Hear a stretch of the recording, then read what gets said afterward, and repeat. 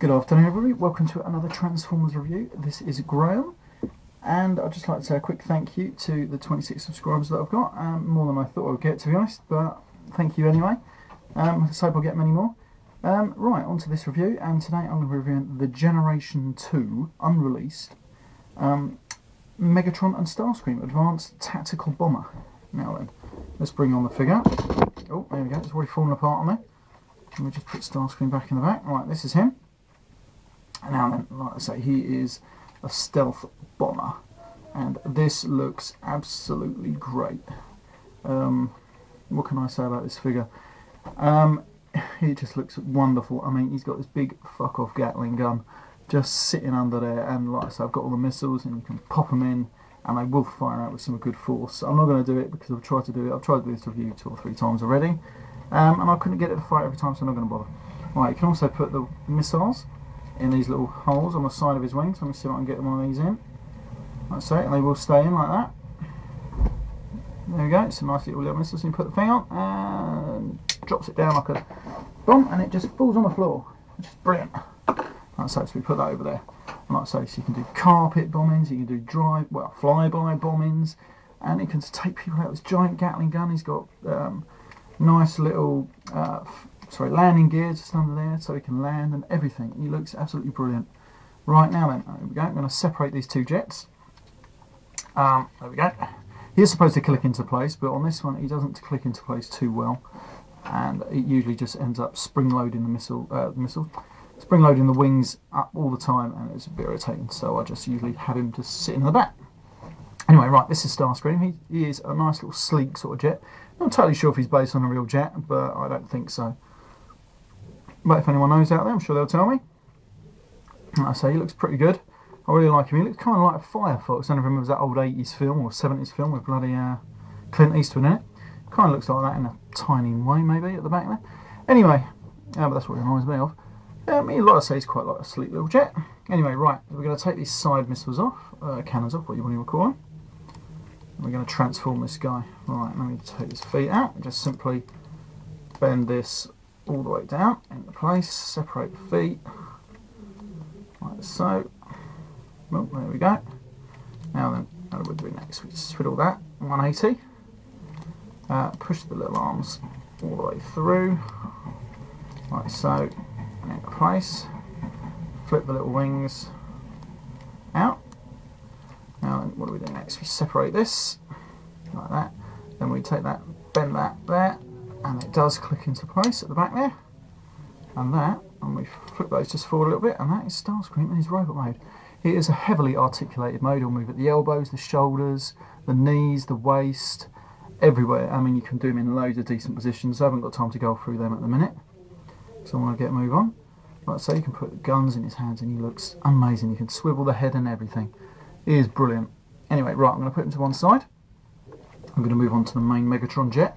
Now this is a triple changer, and we're going to take him very quickly to its tank mode.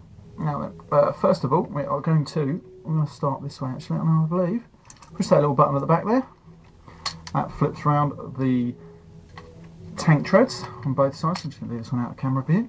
Right, that is that. There's his tank treads. They're pretty thin and a bit lame really. I mean, this is a pretty lame mode. It was just added, obviously, just to give it a bit of extra play value, I suppose. Anyway, right, there we go. I've done the button myself in the middle there. And then we just flip up the main Gatling gun, spin it around. And that is that. And you can put the missiles in there and on the side of the wings as usual. There we go. We'll put that in there. And you can swivel the Gatling gun around. Now then, that is him in his tank mode. It's not a bad little tank mode. It's not particularly great either. Like I say, I mean, I've never really displayed it in this mode because it does look a bit terrible. Right, I'm just going to show you this box quickly. This is the Generation 2 Dreadwing. Now I'm going to show you a few of the extra little modes that it came with. On this one it came with a few extra modes, including this one at the top here, which is called the Dread Roadblock. I don't know if we can zoom in on that. This one is a Stealth Hover mode. Let's have a quick zoom on that one. And then this one is my favourite, probably the Crab Ambush, where you can attach a few of the cyber jets to him.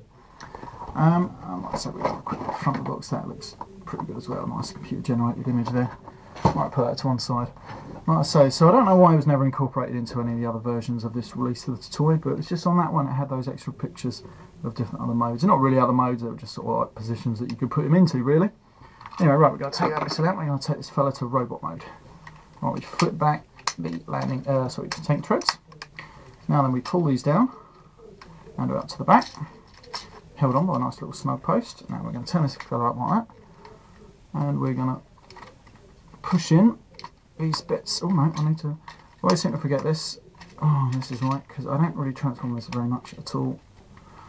Let's take the arms out of these positions. I forgot this earlier as well, because these do not want to come out at all. I'll tell you, they're really a tight fit.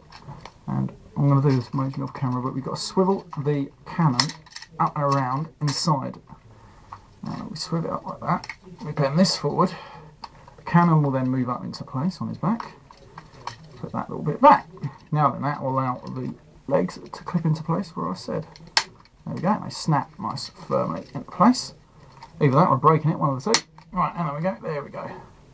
Now then we flip up his little robot head into place, and that falls into place. Unfortunately, this doesn't click into place, which I'm a bit disappointed about. Now these are his arms. Move these out. I'm going to be very careful with this because I've broken one of these on an old version, but luckily I sold that on eBay and the guy never noticed. Well, I didn't really realise it was broken that much. I did say in the description that it wasn't great, but still, there we go. Now then, you can pull these bits out on the arms here. I don't know if you can see because he's quite black, to give his arm movement at the elbow. But I'm not going to do it because it's an absolute pain in the arse. And like I said, that's the bit I broke a long time ago on another version of this toy. Anyway, this is him. He's he's hard to stand up. I'll tell you that because he's very top heavy. But then again, he's got this great Gatling gun. He can hold the two guns that Starscream's handling. And we just get these guys next to each other. This is them, and these do look really fab. I mean, they're not everybody's favourites, but I really do like them. Let me just have a quick look at the time, see how I'm doing, see if I've got a bit more time to explain. Oh yeah, there we go. Got a few minutes. Like I say, so let me try and get these arms out actually. I have to do this off screen. But this is probably the worst bit on the actual toy, because it's very easy to break and very hard to get back into position. I mean, it's easy to do it now while I'm talking, but a bit later on if I want to do it, when I'm trying to transform this guy back, he's going to be a nightmare, I'll tell you that now. Anyway, this is him. I've extended the arms, there we go, see, and then you can just bend them at the arms basically. That's it, nothing much. Yeah, he's very podgy. That bit doesn't, unfortunately, doesn't clip into place, it just sort of sits there, which is a bit annoying. And if you can get him to stand up, then you're very, very lucky. Because I've never really ever got this guy to stand up, I've always had to prop him up against something. But saying that, he does look fantastic. I do like the Generation 2 Transformers, not every one of them, but on the whole, mostly. And I do like the colours and that, because I feel it just adds, I don't know, sparkle to a collection if you've got some of these weird colours that Generation 2 came out with. I mean, the orange Constructicons, they were brilliant.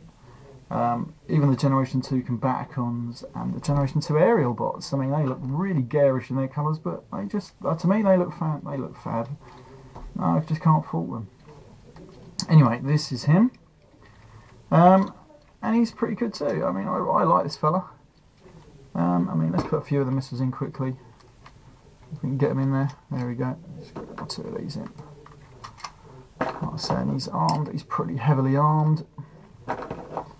Looks absolutely amazing. There we go. We've got to see. I bet I won't be able to get these to fire. We're going to have a go. I don't know which way we've got to do it. Oh, there we go. One's off.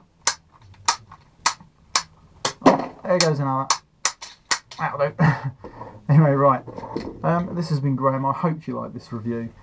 Please feel free to rate it. This has been Generation 2 ATB, Megatron and Starscream. See you next time.